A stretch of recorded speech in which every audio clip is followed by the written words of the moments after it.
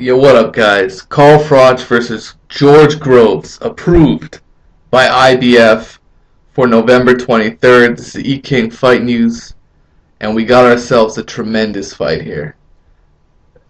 The UK prodigy, George Groves, who has faced some form of elite competition. He hasn't really faced the true elites, but he's faced some very, very credible fighters. He's beaten guys like Glenn Johnson.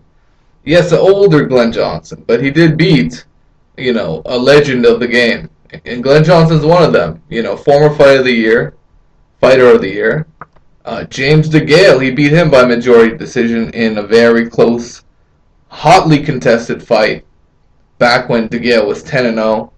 And, Groves was also a young up-and-coming prospect at that point in time.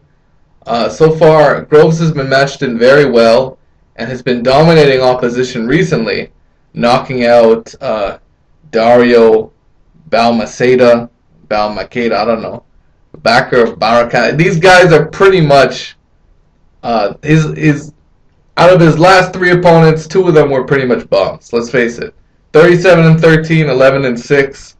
Those are bum type records. But no, Gonzalez Alcaba was 30-2 and somewhat credible opposition, which he did dominate and knock out in 5 rounds.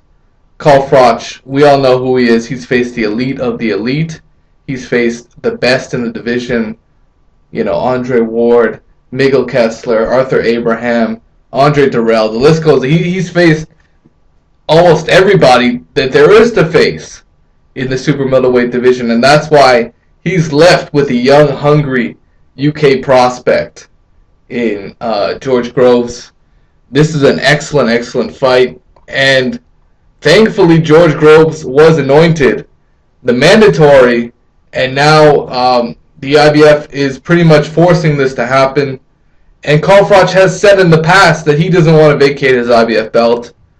As a result of that, he feels confident that he can defend his title against George Groves, who is the #1 contender. And since he said he doesn't want to vacate, this fight is simply a matter of time. The announcement's supposed to happen soon, and here's the quote from the IBF. Tentatively approved by the IBF for November 23rd, and it'll be formally approved once they receive the contracts. So that's what it is. George Groves declined to fight Sakio Bika.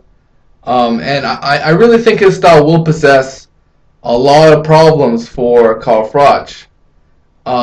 Enough so that if it goes to a decision, you might want to favor George Groves, who has the hand speed and the foot movement to really give Froch problems.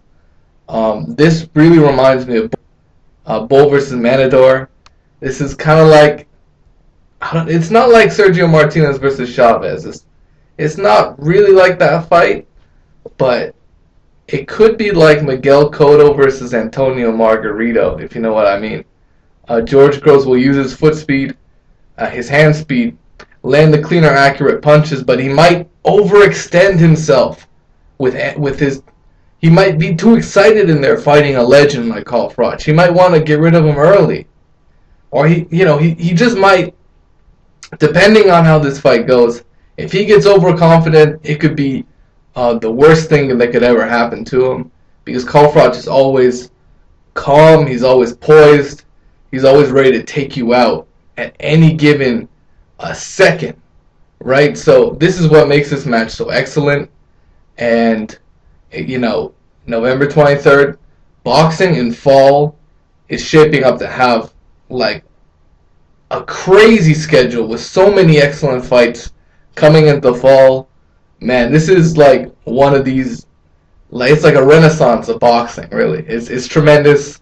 Let me know what you guys think. Who do you like, George Groves or Froch? This is an excellent matchup, and it deserves mega attention. So let me know what you think. Peace out. Take care, guys.